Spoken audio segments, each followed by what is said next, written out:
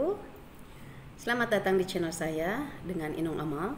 Kali ini materinya mengenai perilaku organisasi atau organizational behavior. Kali ini kita harus mengenal dulu apa sih yang dimaksud dengan perilaku organisasi. Salah satunya adalah kita harus mengetahui kerjaan kita di tempat kerja. Bagaimana kita berinteraksi dengan orang-orang di sekitarnya. Contohnya misalnya saya berinteraksi dengan pimpinan saya. Begitu juga saya berinteraksi dengan teman rekan kerja saya. Dan saya berinteraksi juga dengan anak buah saya. Dalam arti kata, karena saya dosen, ya, jadi saya bagaimana berinteraksi dengan mahasiswa. Mahasiswa-mahasiswa kan jauh lebih mudah. Bagaimana kita bisa memahami mereka. Kemudian, apa saja yang harus kita lakukan dengan mahasiswa-mahasiswa tersebut sehingga mereka juga memahami kita. Dalam perilaku organisasi ini, kita mempelajari diri kita sendiri dulu. Ya, kita harus memahami diri kita sendiri baru kita bisa memahami orang lain. Jangan berarti kita kasih masukan ke orang lain terus, lalu pada saat kita dikasih masukan, kita lalu menolak. Nah, tidak seperti itu. Sehingga untuk memahami orang lain, kita harus memahami diri kita sendiri dulu ya. Misalnya kita dengan pimpinan kita. Seperti apa sih kita berperilaku dengan pimpinan kita? Apalagi kalau pimpinan kita itu di bawah kita usianya. Nah, seolah-olah kan dia di bawah saya usianya, tapi dia pimpinan kita. Nah, bagaimana kita harus berperilaku itu dipelajari di perilaku organisasi ini. Kemudian, interaksi kita kepada rekan kerja.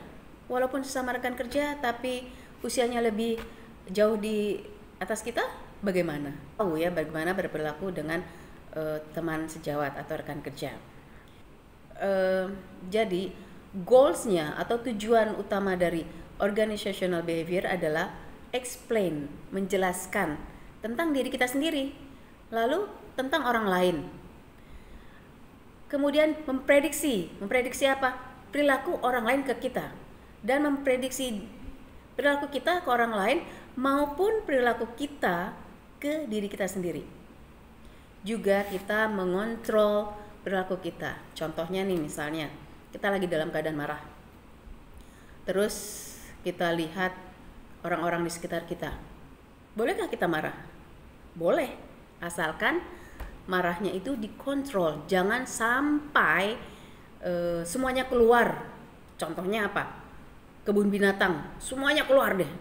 Dari hewan-hewan yang imut-imut tuh ya, seperti anjing, babi, kucing. Kalau dalam keadaan marah, ya, pasti kita ucapkan itu dengan kasar dan akhirnya menjadi sesuatu yang tidak enak didengar. Ya, padahal kan binatang-binatang atau hewan-hewan yang tadi saya sebutkan, mereka tuh sangat-sangat imut, ya. Tapi kalau diungkapkan dengan kata-kata yang marah, ya, artinya jadi berbeda. Jadi perilaku organisasi ini mengontrol perilaku kita kepada orang lain, ya. Begitu juga orang lain misalnya marah ke kita.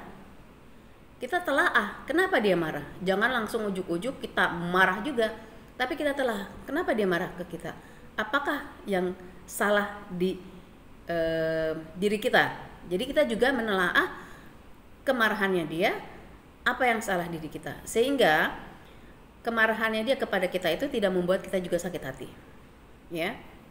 Selain itu, apalagi kita jadi familiar, kita jadi mengenal orang-orang di sekitar kita. Kita jadi mengenal orang yang tidak menyukai kita, ya kan? Karena pasti loh di suatu perusahaan nggak semuanya orang menyukai kita, walaupun kita sudah berbuat baik, ya. Ada aja pasti kita salahnya. Nah, jadi kita mengenal orang tersebut, kenapa dia tidak menyukai kita, ya? Kenapa dia selalu kalau lihat kita marah? Nah, itu kita bisa mempelajari sebab-sebabnya dengan perilaku organisasi ini. Jadi kita mengetahui diri kita sendiri dulu, sehingga kita baru bisa mengetahui orang lain. Selanjutnya, dalam perilaku organisasi di suatu perusahaan membahas absenteeism atau kealpaan. Dalam arti kata masuk atau kehadiran. Kita bisa lihat di sini hubungan absenteeism dengan produktivitas. Orang-orang yang berproduktif pasti dalam kehadirannya dia rajin. Dalam pekerjaannya dia menyukai. Dia menyukai pekerjaan sehingga dia sangat produktif di tempat kerja tersebut. Bila seseorang sudah puluhan tahun bekerja di suatu tempat, tapi dia menyukai pekerjaan tersebut, dia akan terus berproduktif. Dia akan terus dia rajin masuk, dia rajin mengerjakan sesuatunya dengan bahagia, dengan happy, ya.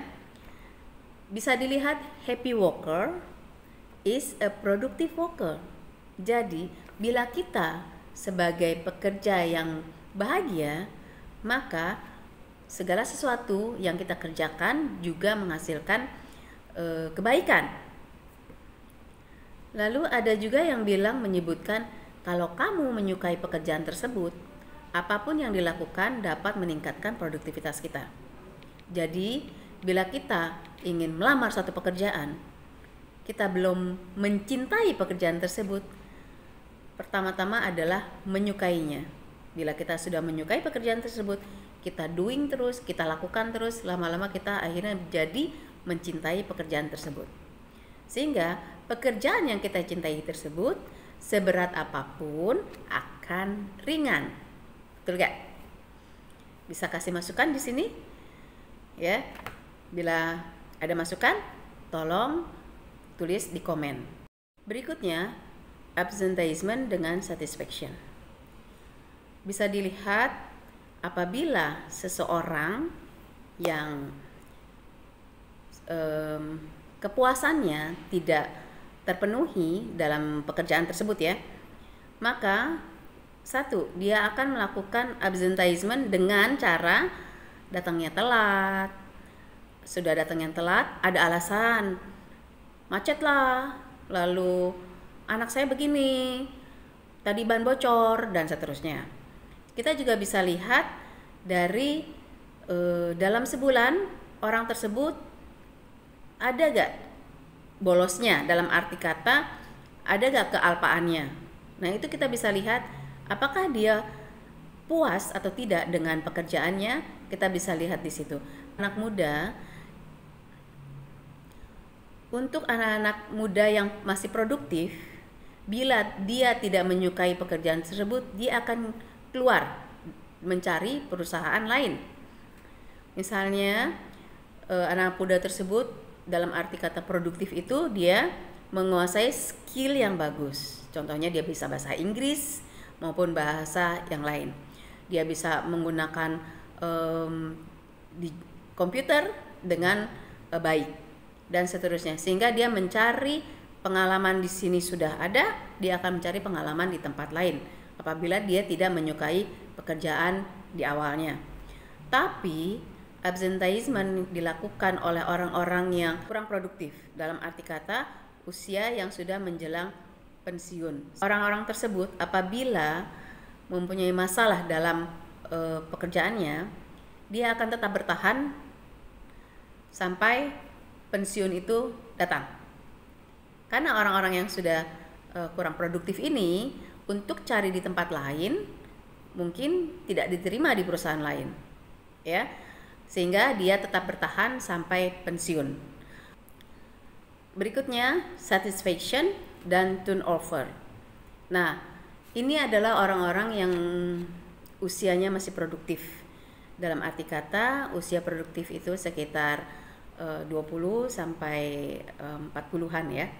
Di mana orang-orang yang produktif ini masih memiliki usia yang panjang untuk dari pensiun. Ya. Kedua, usia produktif ini memiliki skill yang bagus. Contohnya, misalnya dia memiliki bahasa asing lebih dari 2. Dia bisa bahasa Inggris, dia bisa bahasa Mandarin, atau dia bisa bahasa Inggris, atau dia bisa bahasa asing lainnya. Sehingga orang-orang yang seperti ini, orang-orang produktif ini yang memiliki skill yang baik dan bagus serta yang banyak, dia akan keluar dari perusahaan tersebut bila di perusahaan tersebut tidak membuat dia produktif, atau di perusahaan tersebut tidak membuat dia puas akan hasilnya. Kepuasan seseorang dalam suatu pekerjaan bukan dilihat dari honor atau gajinya saja, tapi bisa juga dilihat dari bagaimana dia mendapatkan reward, atau dia mendapatkan appreciate dari pimpinannya. Apa sih komen kalian tentang happy worker is a productive worker? Saya ingin tahu di sini, apakah kalian orang-orang yang produktif? Bisa lihat dari mana? Dari pekerjaannya. Apakah kalian orang-orang yang bahagia? Bisa lihat dari mana? Hasil pekerjaannya. Nah, tolong tulis di komen ini ya.